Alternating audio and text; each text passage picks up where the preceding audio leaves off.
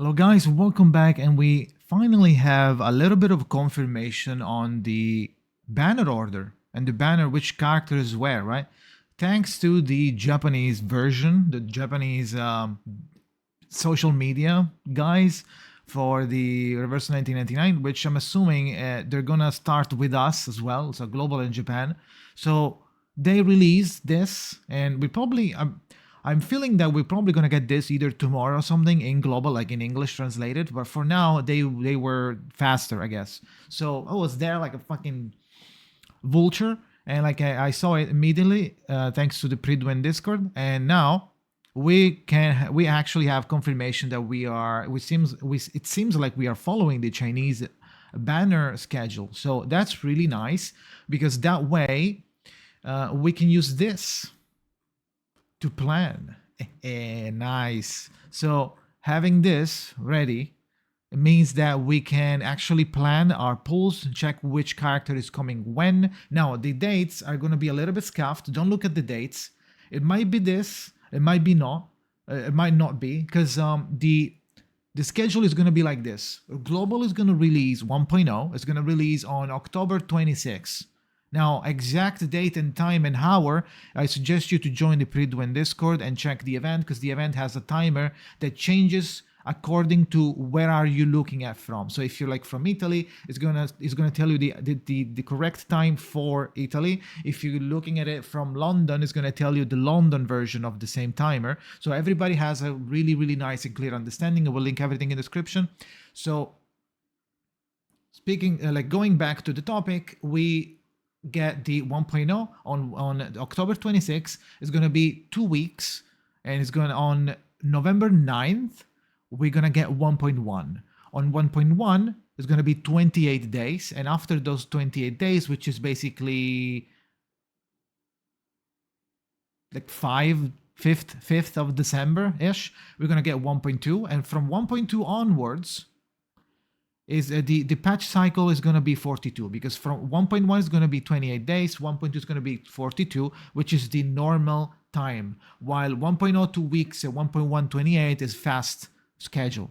For some reason I think we are kind of to catch up. We're trying to catch up a little bit, or maybe like shorten the distance between us and China, because like China just released today 1.4 with 37, a new character, and Miss New Babel rate up. So today, so we are 5, almost 6 months behind China. So maybe with that one, we'll only be 3 months behind. Who knows? Maybe they'll make it faster and some more in the future. I don't know.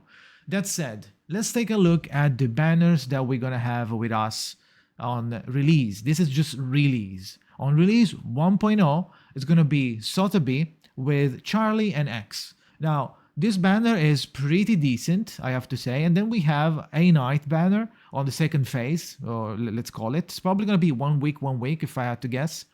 And it's going to be a Knight, Tenant, and Bikram Bloom. Now, these 5 stars are really good. Maybe X is a little bit less, it's a little more niche, let's say. It's not bad. Actually, it's pretty unique since his intellect. The intellect is a rare Flatus. You don't really find many intellect enemies. You do, especially inside the currency farm. I don't remember which one is which. Like it's either Sharpodonty or Dust farm stages they are basically one type of stage as only intellect enemies, and one type of stage as only spirit enemies. So I don't remember which one has which, but I guess if you're a whale or if you're a high spender, if you have every character, you can use having a Knight and X and Click as well in the future, or maybe you get him from the standard pull somewhere by pulling something, and you get him. You will get you will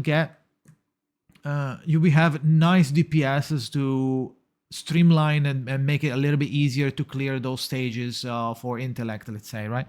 If you have a Knight, or vice versa if you have X. Now, Charlie is a really, really good, let's switch here because they're a little bit bigger. Charlie is a really, really, really good star DPS, even though she's 5-star at P3, which means 4 copies. Charlie, copy 1, copy 2, copy 3. At P3, portrait 3, she gets high enough in terms of DPS that she's basically better than Lilia at 0 copies, like just Lilia without any copies. Charlie's better DPS wise. Now, keep in mind that it doesn't really matter. Most, like 90% of the characters that you see here are viable. You can do everything with them. So it's just a matter of like, if you care, because some people do care, right? If you care about like end game or meta, even if you don't care about meta too much, but you still want to try to like balance. I like a character, but it's also good, you know? Like if you want to do that, like, okay, I like a character, but if it's not that good, then maybe I'm not rolling for the 5th copy, right? So you can still use it, but you can do a little bit of both if you're careful. So Sotheby is a decent healer. She shines a little bit more in endgame when you get the Insight 3, because the Insight 3 makes the healing be a little more instant instead of having to wait the tick of the next turn. And she applies poison and delayed healing. It's basically a regen, let's say. So she's okay. She's not like a crazy, insane unit, but if you like her, again, just pull for every character you like. But besides the waifu and husbando meta, right? The actual gameplay, there are healers that are way stronger than her. So if you don't want to, you shouldn't. If you don't want to get her for some reason, you don't have to. You can probably try, maybe re-roll on the beginner banner, get your like Eternity Lilia Regulus, and try to snipe a Balloon Party instead. This girl here, if you can see her, you can see my mouse. Yeah, this girl instead, she's a really strong, nice healer. She's really good both in early game and end game. So, of course, she's a 5-star. So good within the realms of a 5-star, of course.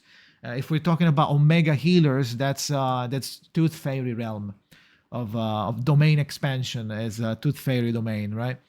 So this banner is pretty decent. The best option here is Charlie. So if you want to do a couple pulls, maybe you're re-rolling, let's say. If you're re-rolling, maybe you want to do a couple pulls on this one and check if you can get a little bit of Charlie copies.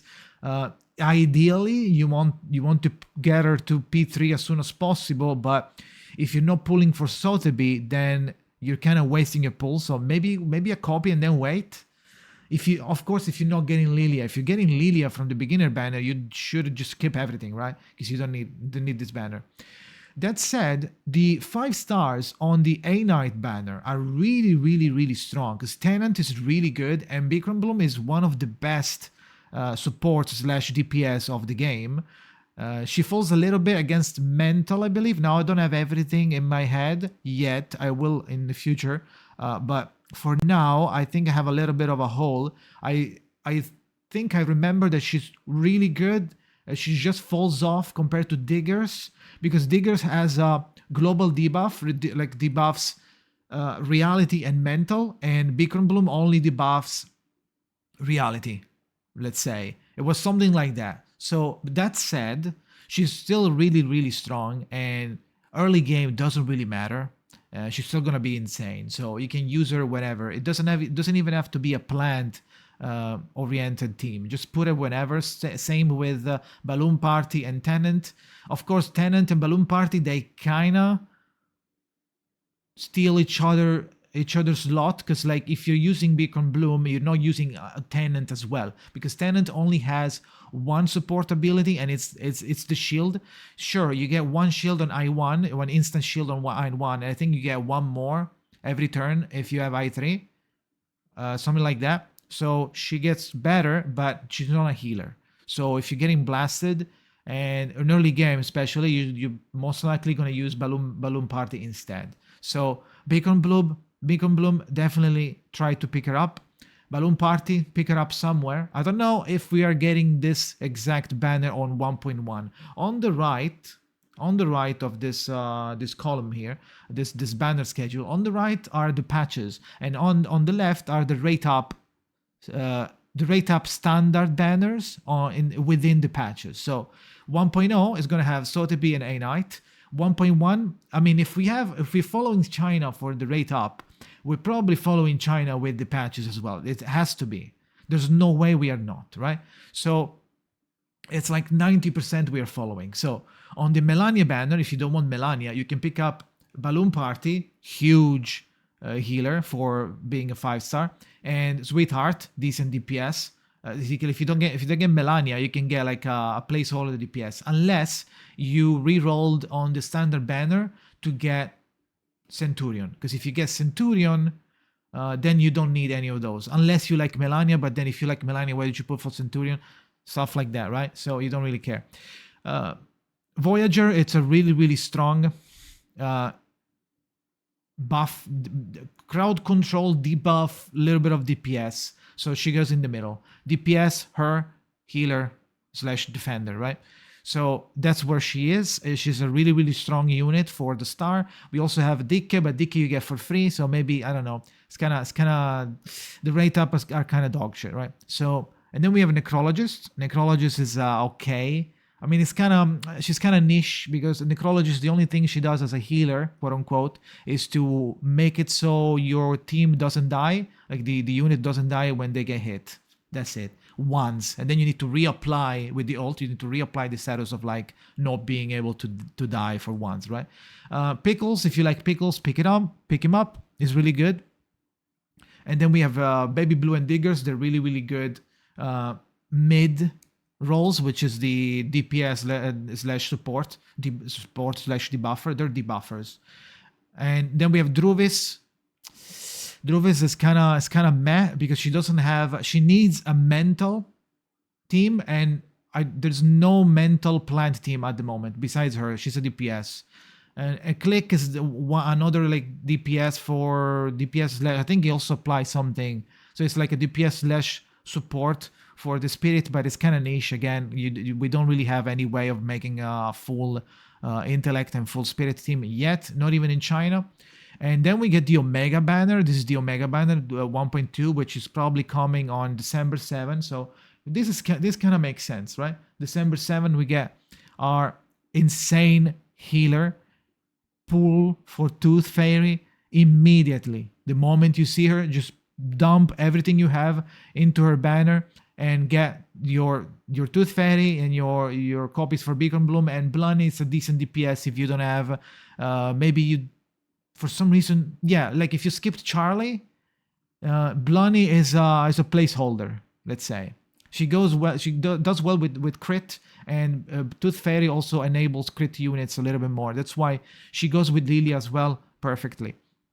After her, there's a Delilia rate up with Tenant and Satsuki, and then there's on 1.2 second phase of the Changeling. So 1.2 is going to be fucking huge. So be careful on your pulls, because it's going to be really, really crazy when it comes to like units on 1.2. Changeling is one of the strongest DPSs. She's a plant DPS, and she applies a ton of poison, and she's just really, really strong, right? Those two Horrorpedia is like whatever DPS, and Necrologist again. Satsuki is an okay DPS / she does a little bit more than DPS. She can petrify, but it's not instant. You need to like hit him many times. She inflicts like rigidity or something like that, but you need to apply it multiple times to petrify someone, right? So yeah, and then we have Regulus coming back again with her first rerun with Dick and Balloon Party. Balloon Party pretty good, Regulus pretty good if you didn't pick it up, depending on if you are a free to play or not, right? So this is just a rundown of what are the units. Anan Lee, really good unit. She fits almost in every comp. She increases the potency of the cards of her cards, and Charlie is. Charlie, of course, so you get more copies of Charlie if you don't have 3 already. And this is a placeholder for Beast if you don't have Centurion or you didn't pick up Melania. And then we get the best DPS Beast in the game, which is not DPS, the best debuffer in the game, which is Shamane. Shamane is really, really, really strong as a Beast, and that's it. There's nothing else to say. It's really, really good. And then we have Kanjira here, which is basically a replacement. If for some reason you didn't pick up Changeling for whatever reason, you can use Kanjira, but she's not as good. Of course, she's a 5-star, and she also applies a little bit of poison. She has a little mechanic with divinations. Depending on which divination, she does different things, but she enhances different part of the of her kit. But she's not as strong as Changeling, obviously, with Tenant. Then we get a first rerun for Eternity. If you didn't pick it up, maybe this is a good idea. But if you didn't pick up Eternity on the beginner banner, I suggest that you don't touch this banner, because after Eternity, we get Black Dwarf. Black Dwarf is going to replace Eternity. So if you got Eternity on day one from the beginner banner, then it's worth, and you can pick up Black Dwarf and bench her, kinda. There's still like plenty of opportunities to use her, but Black Dwarf is really strong. She's really, really strong. So you don't really want to get Eternity here and then get another DPS for the same exact role. I believe she's stronger than Eternity, so you don't really want to do that, right? So, and her banner is pretty good because you also get another Balloon Party and Satsuki. Then we get the first Centurion rate up. So with this on Centurion rate up, we get Centurion, DK, and X. Oh, now DK and X are kind of whatever as rate ups for 5-star, but Centurion, if you didn't pick up Centurion, you didn't pick up Melania, and you don't want to use Sweetheart as a main DPS, maybe this is the time when you get Centurion. But if you're free to play and you're getting Black Dwarf, then you don't have time, or unless you're unlucky, then you don't have pulls for Centurion. And then we get another rate up, which is Medpock with this is a really good banner.